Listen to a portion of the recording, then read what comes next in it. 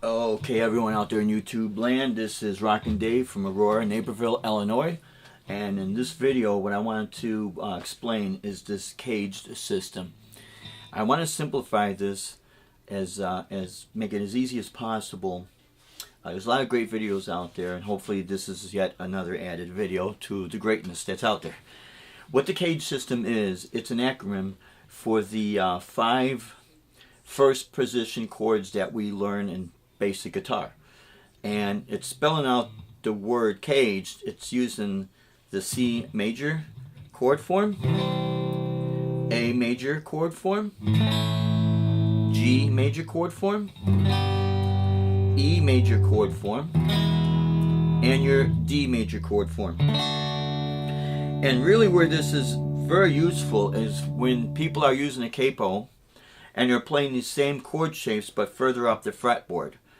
And what this helps is to understand that you're using the same chord shape, but it's no longer that same chord. So as you come up and travel up the fretboard, you're changing keys. So this is how I'm going to explain this.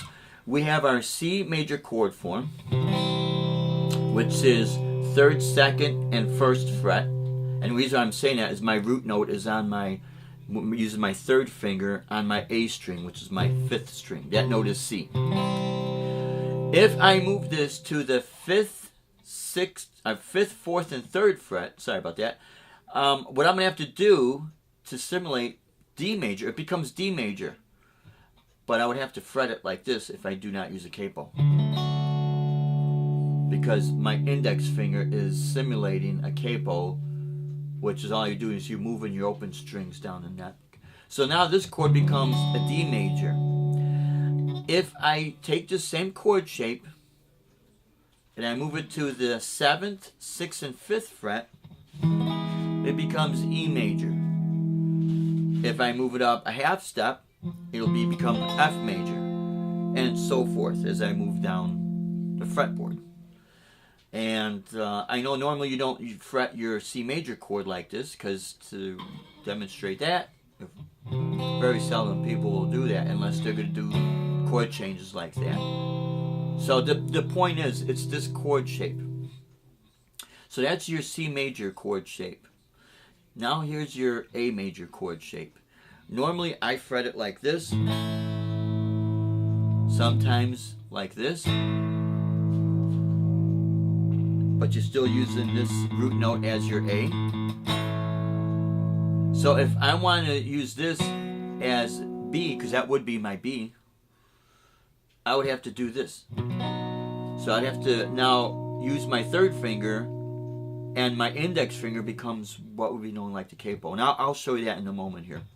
So that would be B major, there's C major, D major. In this case, that's my root note right there. D major, E major, F major, and so forth. So now here comes our G major chord form. This is tricky because your G major chord form is like this. So if I take it and move it up to the 5th fret, you notice I'm going to have open strings. So if I take this, that's going to be my G chord shape, but you're going to have some clashing here. So this is where the capo comes into play. So I'm going to take my capo, put it on the 2nd fret. Now my 2nd fret is simulating what my open position would be.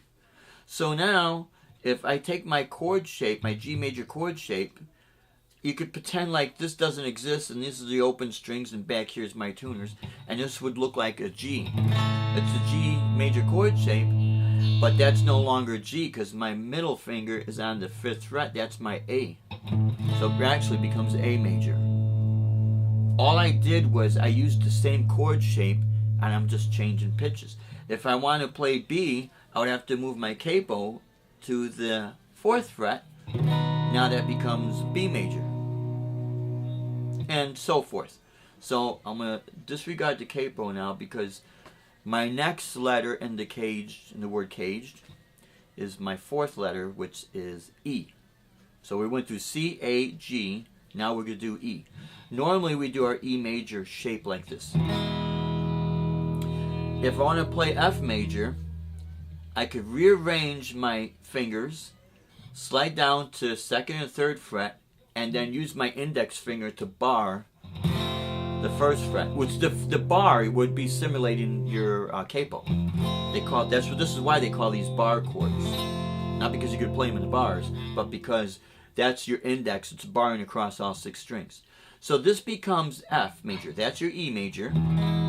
This becomes F major. If I go to the 3rd, 4th, and 5th fret, it becomes G major. And that's because this is my root note. Where your index finger is going to be is your root note, or if you're playing it like this, open is your root note. So it's E, F, G, A, B, C, and so forth. My final chord in this demonstration is D major. We fret our D major like this. If I want to play E major using that shape, I can just slide it up to the 5th and 4th fret. But if I want to add my root note, that's still D. So if I want to add my low note, E, not the lowest one, but, you know, 1 octave lower from here, this is how you would do it. A little bit uncomfortable. But anyways, that would be E, that would be F, that would be G, and so forth. So what I'm going to do here is I'm going to put my capo on the 2nd fret, so you can start to see why this becomes useful, these chord shapes, why people use these type of chord shapes with a capo, because it's fairly easy. What I'm going to do is I'm going to take my D chord shape, my G chord shape, A chord shape, C chord shape.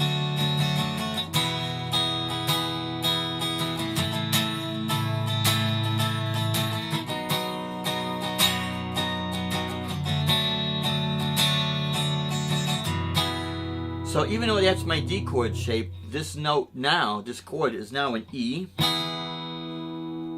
This chord right here, I do fret with my 3rd finger as well. It's still a G chord shape. But anyways, that's my E. This chord here now becomes A. This chord here becomes B. This chord becomes D. And back to my E. Even though it still looks like your D chord shape, it becomes a different chord. It's a different, you just change pitch. This is especially important if you're playing in a worship band or if you're playing in a pop band and you know you're a singer-songwriter and these are the chords that's easiest for you to fret. And if you're playing with a keyboard player, this is going to be important because if you tell them you're playing a D, a G, an A, and a C, when they go to play it, it's not gonna match. It's not gonna harmonize with it. It's gonna sound like it's clashing because in reality, this is D, that's A, that's B, and that's your D major, and of course that's your E. So that's really where this cage system becomes applicable, is when you move up and down the fretboard using the same shapes, and especially if you use a capo. So I hope this has helped you blow through the smoke screens of confusion with the cage system. If you like this video, go ahead and like us. If you're interested in taking lessons with us, whether it's here in our studio in Aurora, Naperville, we're right on the borderline in Illinois, or via Skype, you can do so. Our lessons are $25 for 1 full hour. We believe in giving people the best bang for their buck. If you are interested, though, you can contact us at davebyronmusic.com, and there's a whole bunch of links on how to contact us through there. But anyways, I hope that was helpful, and until next time, rock on.